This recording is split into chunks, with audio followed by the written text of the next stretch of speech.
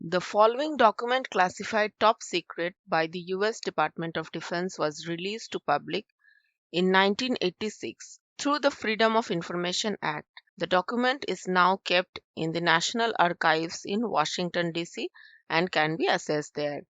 The investigations recorded here were carried out under the direction of Major James P. Warren from March to April 1946. The field investigation in name-deleted county, Yamanashi Prefecture, was conducted by Second Lieutenant Robert O. Connor and Master Sergeant Harold Katayama.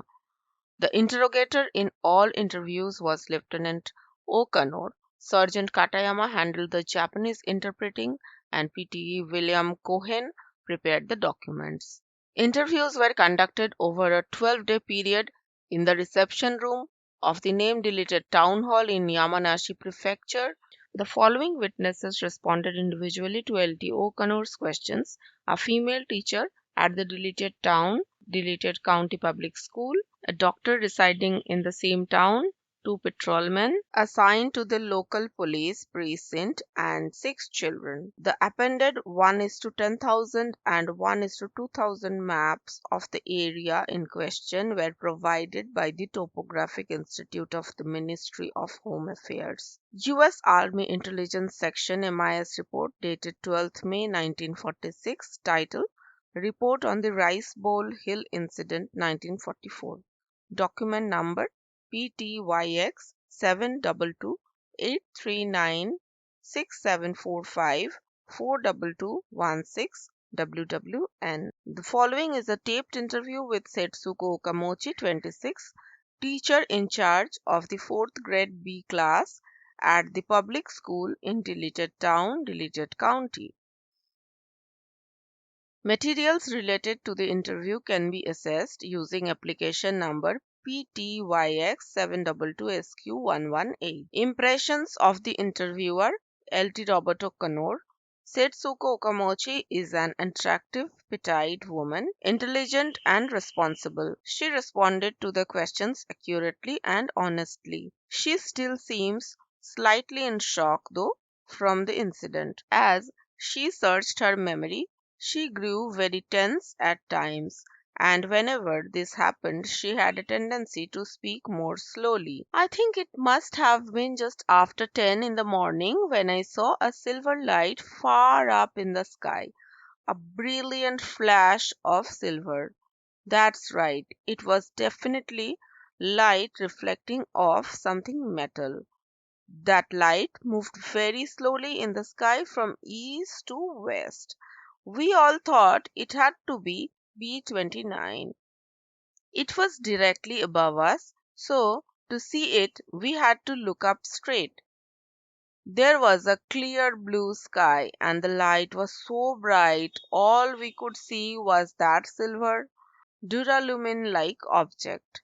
But we couldn't make out the shape, since it was too far up. I assumed that they couldn't see us either, so we weren't afraid of being attacked or having bombs suddenly rain down on us. Dropping bombs in the mountains here would be pretty pointless anyway. I reckoned the plane was on its way to bomb some large city somewhere, or maybe on its way back from a raid. So we kept on walking. All I thought was how that light had a strange beauty to it. According to military records, no US bombers or any other kind of aircraft were flying over that region at the time. That is around 10 a.m. on 7th November 1944. But I saw it clearly, and so did the children in my class. All of us thought it had to be a B-29. We had all seen many formations of B-29s, and those are only kind of planes that could possibly fly that high. There was a small airbase in our prefecture, and I had occasionally seen Japanese planes flying, but they were all small and could never fly as high as what I saw. Besides, the way duralumin reflects light is different from other types of metals, and the only planes made out of that are B-29s. I did think it was a little strange, though, that It was a plane flying all by itself, not part of a formation. Were you born in this region? No, I was born in Hiroshima. I got married in 1941 and that's when I came here. My husband was a music teacher in a junior high school in this prefecture. He was called up in 1943 and died fighting in Luzon in June of 1945. From what I heard later, he was guarding an ammunition dump just outside Manila when it was hit by the American shells and blew up, killing him. We had no children. Speaking of children, how many were you in charge of on that outing? 16 altogether, boys and girls. Two were off sick, but other than that, it was the entire class. 8 boys and 8 girls. 5 of them were children who had been evacuated from Tokyo. We set out from the school at 9 in the morning. It was a typical school outing, so everyone carried canteens and lunches with them. We had nothing in particular we were planning to study. We were just going up in the hills to gather mushrooms and edible wild plants. The area around where we lived was farmland, so we weren't that badly off in terms of food, which isn't to say we had plenty to eat. There was a strict rationing system in place, and most of us were hungry all the time. So the children were encouraged to hunt for food wherever they could find it. The country was at war, after all, and food took priority over studying. Everyone went on this kind of school outing, outdoor study sessions, as they were called. Since our school was surrounded by hills and woods, there were a lot of nice spots we used to go to. I think we were blessed in that regard. People in cities were all starving. Supply routes from Taiwan and the continent had been cut off by this time, and urban areas were suffering terribly from lack of food and fuel. You mentioned that 5 of your pupils had been evacuated from Tokyo. Did they get along well with the local children? In my class, at least they did. The environments of two groups grew up in, of course, were completely different. One a long way out in the country, and the other in the heart of Tokyo. They spoke differently, even dressed differently. Most of the local kids were from poor farming families, while the majority of the Tokyo children had fathers who worked for companies or in the civil service. So, I couldn't say they really understood each other. Especially in the beginning, you could sense some tension between the groups. I'm not saying they bullied each other or got into fights, because they didn't. What I mean is, one group didn't seem to understand what the other group was thinking, so they tended to keep to themselves. The local kids with the other local kids, the Tokyo children in their own little group. This was only the first 2 months though. After that, they got along well. You know how it is. When kids start playing together and get completely absorbed in whatever they are doing, they don't care about things like that anymore. I'd like you to describe in as much detail as you can the spot where you took your class that day. It was a hill we often went to on outings. It was a round hill shaped like an upside down rice bowl. We usually call it Ovanyama. Note, Rice Bowl Hill. It was a short walk to the west of the school and wasn't steep at all, so anybody could climb it. At the children's pace, it took somewhere around 2 hours to get to the top. Along the way, they'd search the woods for mushrooms and we would have a simple lunch. The children naturally enjoyed going on these expeditions much more than staying in our classroom studying. The glittering airplane we saw way up in the sky reminded us for a moment of the war, but only for a short time, and we were all in good mood. There wasn't a cloud in the sky, no wind, and everything was quiet around us. All we could hear were birds chirping in the woods. The war seemed like something in a faraway land that had nothing to do with us. We sang songs as we walked up the hill, sometimes imitating the birds we heard. Except for the fact that the war was still going on, it was a perfect morning. It was soon after you observed the airplane like object that you went into the woods, correct? That's correct. I would say it was less than 5 minutes later that we went into the woods. We left the main trail, up the hill and went along a trampled down path that went up the slope of the woods. It was pretty steep. After we had been going for about 10 minutes, we came to a clearing, a broad area as flat as a tabletop. Once we would enter the woods, it was completely still, and with the sun blocked out, it was chilly.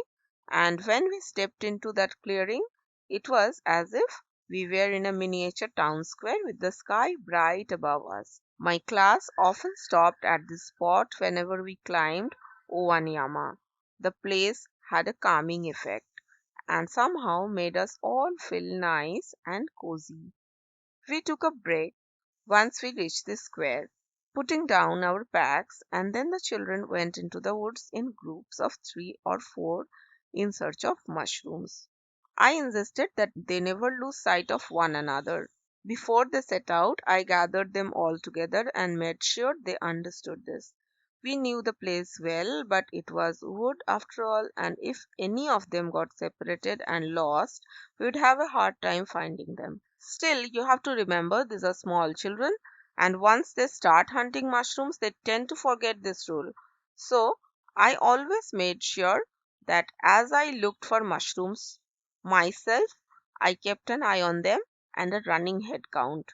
It was about 10 minutes or so after we began hunting mushrooms that the children started to collapse. When I first spotted a group of 3 of them collapsed on the ground, I was sure they had eaten poisonous mushrooms. There were a lot of highly toxic mushrooms around here. Even one can be fatal. The local kids know which one not to pick, but a few varieties are hard to distinguish.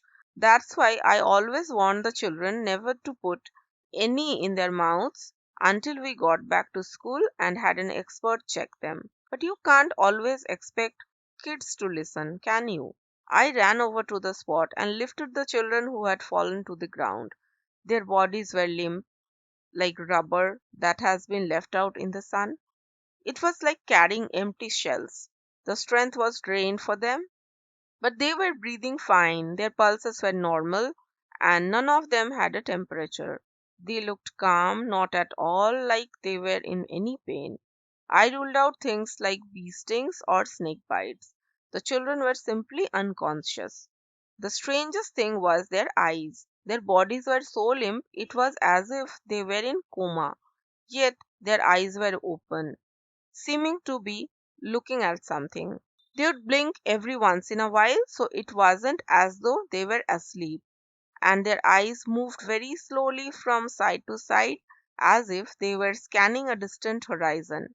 Their eyes, at least, were conscious, but they weren't actually looking at anything, and at least nothing I could see.